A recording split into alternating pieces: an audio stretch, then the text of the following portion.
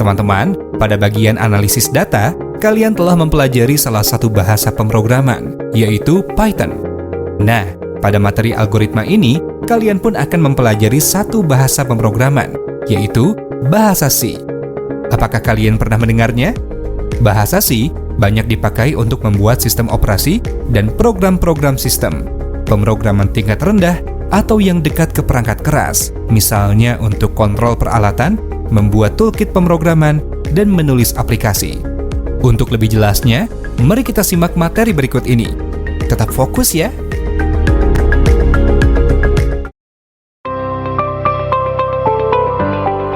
Bahasa pemrograman C, selanjutnya disebut bahasa C saja, dikembangkan oleh Dennis M. Ritchie dan Brian W. Kernighan pada awal tahun 1970.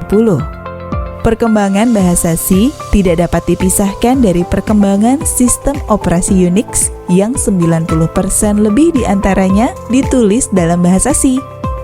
Karena sejarah yang panjang tersebut, kemudian muncul beberapa standar bahasa C yang merupakan spesifikasi dari bahasa C. Spesifikasi ini akan berpengaruh pada perilaku program yang dibuat dengan menggunakan bahasa tersebut. Beberapa standar yang ada meliputi definisi Kernighan and Ritchie atau KNR, ANSI C atau X-3.159/1989 definisi AT&T, ini untuk superset C dan C++, dan GNU Coding Standards. Versi pada PC misalnya, Lattice C, Microsoft C atau Microsoft Quick C, dan Turbo C atau Borland C++. Kelebihan bahasa C sehingga banyak digunakan ada pada kemampuannya untuk menghasilkan kode yang singkat, efisien, tetapi tetap mudah dibaca. Berbeda halnya dengan bahasa mesin yang efisien, tetapi membutuhkan latihan khusus untuk membacanya. Atau bahasa tingkat tinggi lain yang enak dibaca, tetapi tidak efisien. Walaupun demikian, perlu diakui bahwa kesulitan untuk membaca program bahasa C lebih tinggi daripada bahasa tingkat tinggi lain.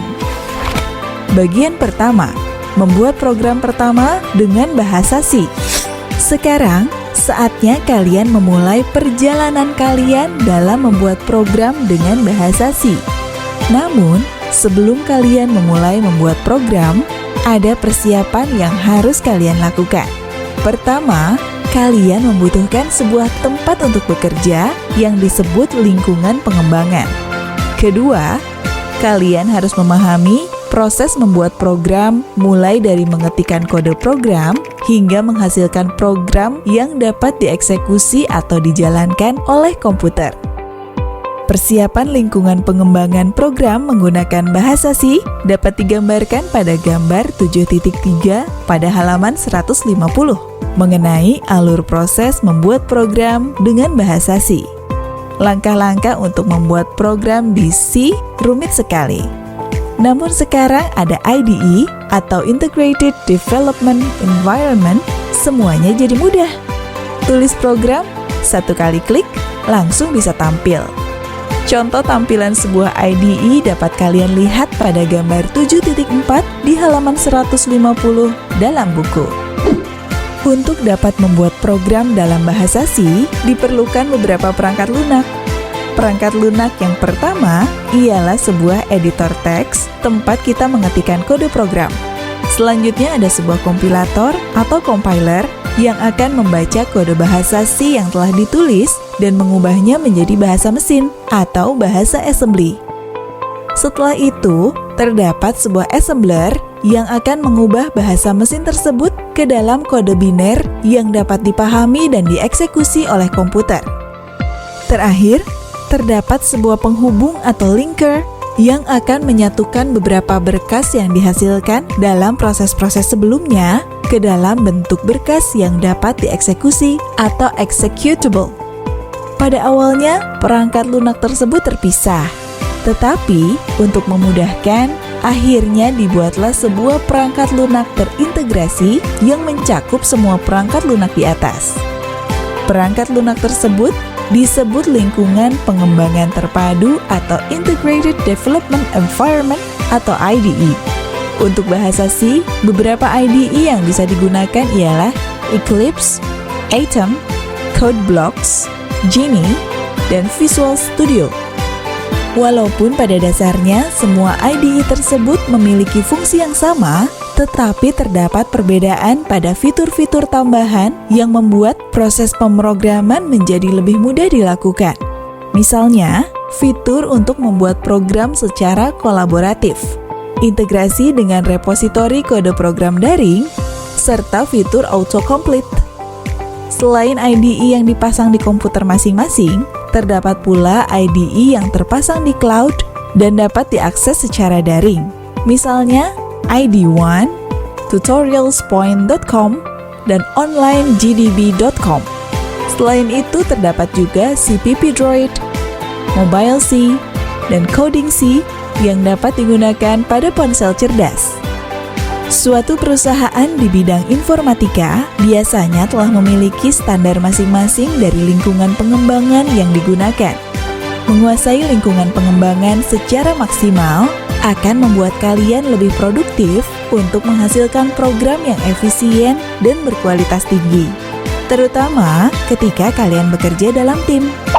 Teman-teman, selanjutnya mari kita simak bagian aktivitas mengenai instalasi IDE bahasa C. Sebelum membuat program, lingkungan kerja di komputer harus dipersiapkan. Pada bagian ini, akan dijelaskan cara instalasi IDE untuk memprogram bahasa C yang dapat digunakan secara gratis, yaitu CodeBlocks dan Genie. Cara instalasi yang diberikan ialah untuk dua sistem operasi, yaitu Microsoft Windows dan Linux. Sebelum lanjut, pastikan kalian telah mengetahui versi sistem operasi yang kalian gunakan, 32 bit atau 64 bit. Informasi ini dapat diperoleh dengan cara berikut. 1. Pada sistem operasi Microsoft Windows, klik kanan icon My Computer atau This PC, kemudian pilih Properties. Pada bagian System Type, terdapat informasi jumlah bit yang digunakan oleh komputer kalian. 2. Pada sistem operasi Linux, masuk ke terminal dan ketikkan perintah uname spasi strip A. Hal ini juga dapat dicek melalui antarmuka pengguna grafis pada bagian System Settings, kemudian Details. Setelah selesai instalasi, mari kita simak bagian membuat program pertama dengan bahasa C. Pada aktivitas ini, kalian akan menggunakan CodeBlocks atau Genie untuk membuat program pertama kalian. Program yang akan ditulis ialah seperti berikut ini. Garis miring, tanda bintang, spasi, program pertamaku, titik 2, tanda bintang, garis miring. Klik Enter, garis miring, tanda bintang, spasi, membuat program untuk mencetak, tanda petik, halo dunia, tanda petik, tanda bintang, garis miring. Klik Enter, tanda pagar, include, kurung sudut buka, studio, titik H, kurung sudut tutup. Klik Enter, in, spasi, main, kurung buka, kurung tutup, spasi, kurung kurawal buka. Klik Enter, printf, kurung buka, tanda petik, halo dunia, tanda seru, garis miring terbalik, and, tanda petik, kurung tutup, titik koma. Klik Enter, return 0, titik koma. Klik Enter, kurung kurawal tutup. Ketikkanlah kode program tersebut ke dalam IDE yang kalian gunakan. Pada saat mengetik, kalian dapat mencoba memikirkan apa makna dari kode yang telah kalian ketikkan. Pastikan kalian mengetikkan semua kode dengan sempurna karena bahasa pemrograman sangat sensitif pada kesalahan pengetikan. Misalnya, ketika kalian lupa mengetikkan karakter titik koma, program kalian akan dianggap mengalami kesalahan sintaks oleh kompilator. Petunjuk 1. Pertama, buka CodeBlocks atau Genie. Kemudian pilih File New Empty File. 2. Ketikkan kode yang telah kalian simak sebelumnya. 3. Simpan berkas kode dengan nama hello c_world.cpp. Simpan dalam sebuah direktori yang kalian buat di komputer. Namai berkas kode dan direktori dengan benar agar dapat kalian temukan dengan mudah nanti. Menyimpan kode dengan terstruktur merupakan salah satu praktik baik dalam menulis kode program. Keempat, pilih build, kemudian build, atau tekan Ctrl F9 untuk melakukan kompilasi program.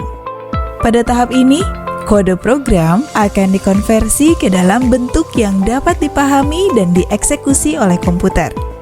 Terakhir kelima, pilih build, kemudian run, atau tekan Ctrl F10 untuk menjalankan program. Setelah dikompilasi dan dijalankan, program ini akan mencetak keluaran ke layar monitor yang berupa sebaris teks bertuliskan "Halo Dunia". Selamat, kalian telah berhasil menjalankan program pertama kalian.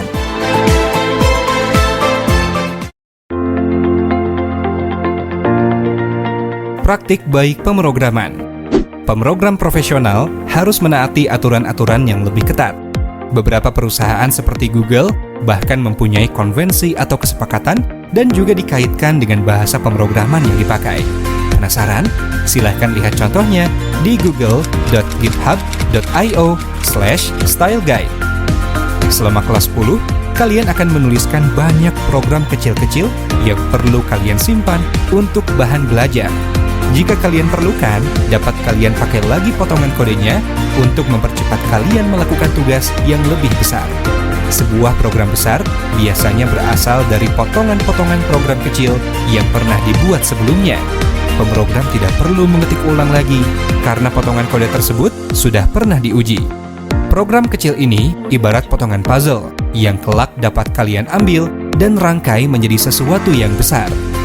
Berikut ini praktik baik dalam memprogram serta mengelola direktori dan berkas tempat menyimpan kode program. 1.